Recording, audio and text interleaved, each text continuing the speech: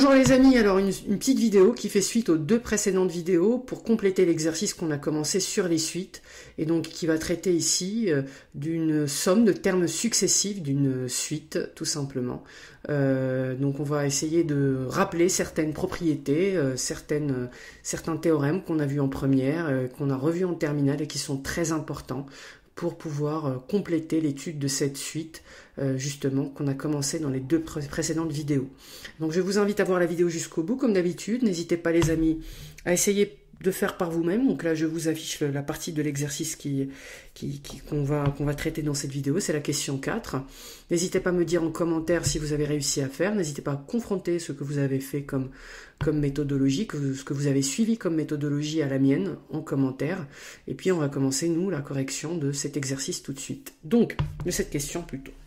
Donc, pour tout entier naturel non nul petit n, on pose Sn égale à la somme des UK, k allant de 0 jusqu'à n, donc U0 plus U1 plus U2 plus U3 jusqu'à arriver à Un, et Tn qui est en fait cette somme Sn divisée par n carré. Petit a, il faut exprimer Sn en fonction de n, et petit b, il faut essayer de trouver la limite de la suite Tn.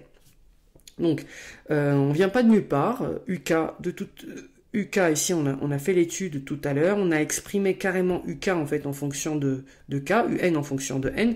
Je sais que UN s'écrit sous la forme 2 fois 2 tiers puissance N plus N.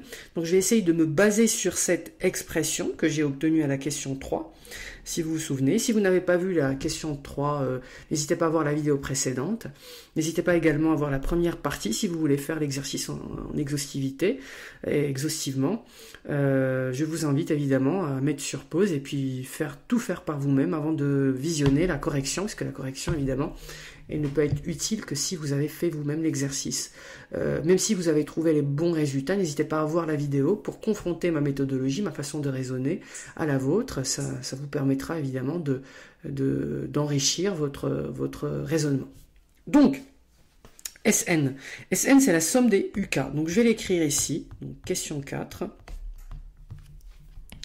Question 4. Donc, on a soit n appartenant à n.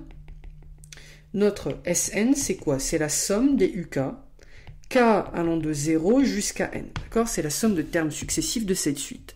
Alors, je vous ai dit tout à l'heure que UK, on avait bien exprimé. On avait exprimé en fonction donc de n. Donc, on avait écrit tout simplement tout à l'heure UK, c'est 2 fois 2 tiers puissance k plus k. Si je veux remplacer UK par son expression, je peux tout simplement aussi, plutôt que d'écrire tout ça, là, 2 fois 2 tiers puissance k, en fait, tout ça c'est VK, n'est-ce pas?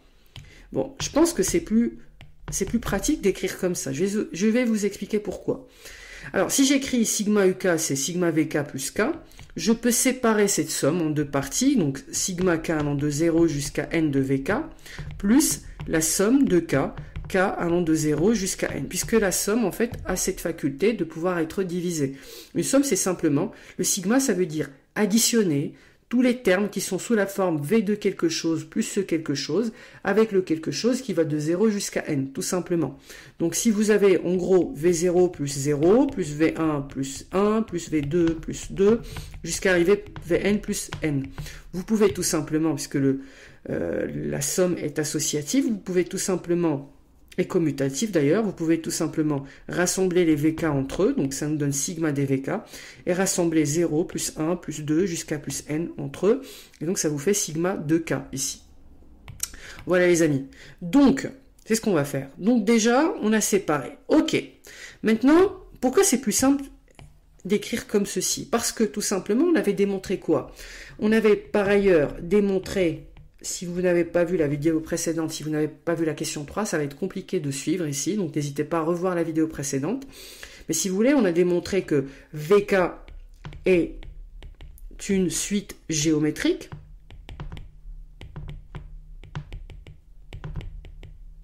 de raisons de tiers et de premiers termes V0, d'accord? Et souvenez-vous les amis, il y a une propriété très intéressante, très importante, de la première, que je vous invite à réviser, c'est que quand vous avez une suite géométrique, donc si n est une suite géométrique de raisons Q et de premier terme V0, qu'est-ce qu'on a? On a en fait Sn qui est la somme des termes Vk, k allant de 0 jusqu'à n. Alors je vais l'écrire d'abord avec du texte et puis après je vais l'exprimer à l'aide de la formule. Donc si vous avez la somme de termes successifs d'une suite géométrique, le résultat c'est quoi? C'est le premier terme. Alors le premier terme de la somme, attention, pas le premier terme de la suite, premier terme de la somme. Ici c'est V0 fois 1 moins la raison à la puissance du nombre de termes, évidemment le nombre de termes ici de quoi? Le nombre de termes de la somme, puissance du nombre de termes de la somme, divisé par 1 moins la raison, d'accord? Et ça vous donne la somme des termes successifs de cette suite-là, ok? Donc, si je veux écrire ça à l'aide de la formule, donc à l'aide de ce que c'est, donc c'est quoi le premier terme de la somme ici?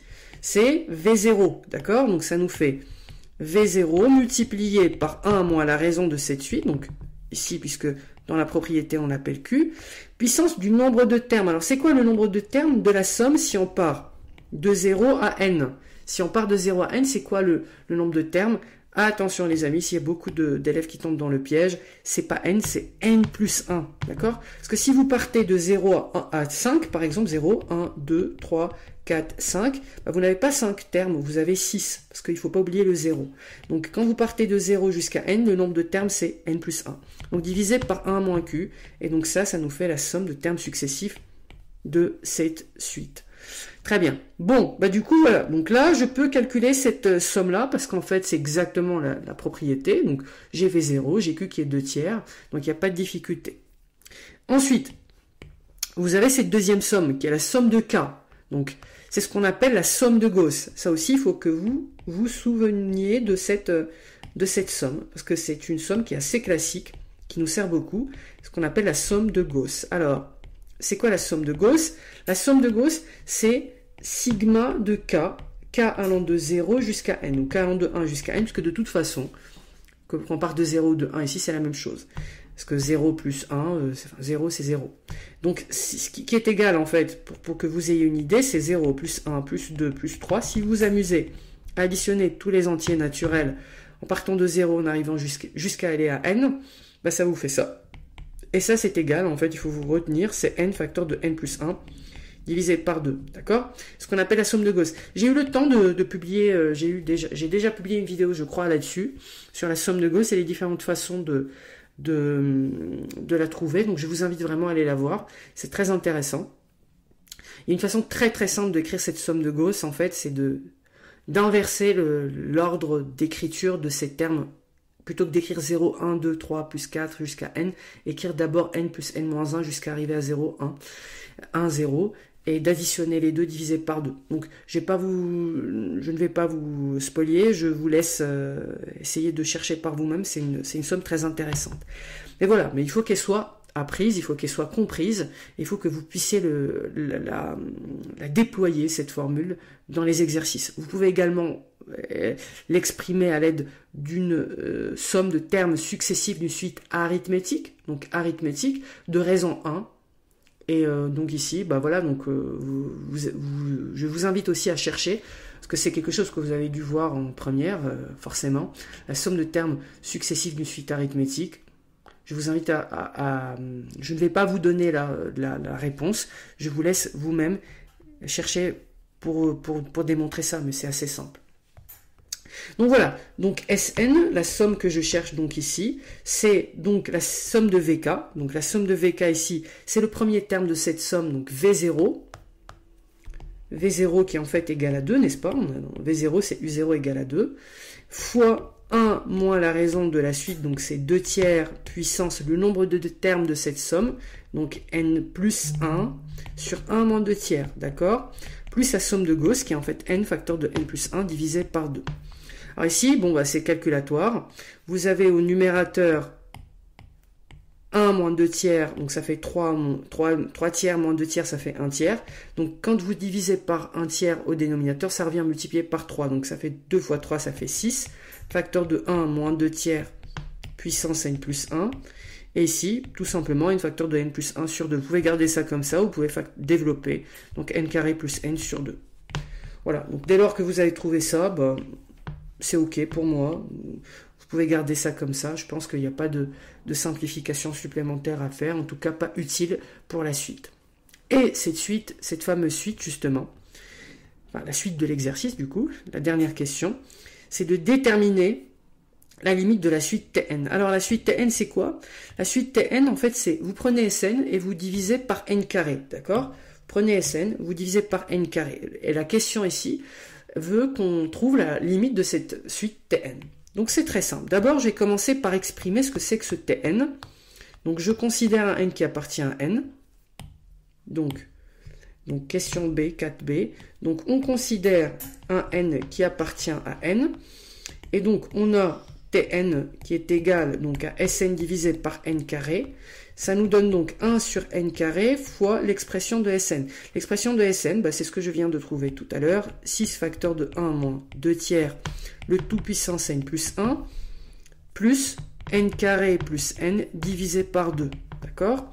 Donc, alors c'est toujours une façon très très élégante et puissante qui nous permet justement de, plutôt que d'écrire une fraction, d'accord? Quelquefois, surtout quand vous avez le numérateur de la fraction qui est assez massif, comme ce qu'on a ici, 6 facteurs de 1 moins 2 tiers puissance n plus 1 plus n carré plus n sur 2, ce que je vous invite à faire, c'est plutôt que d'écrire a sur b, dans ce cas, vous écrivez 1 sur b fois a. C'est la même chose, et donc c'est plus esthétique et c'est plus pratique justement dans la suite, dans les calculs.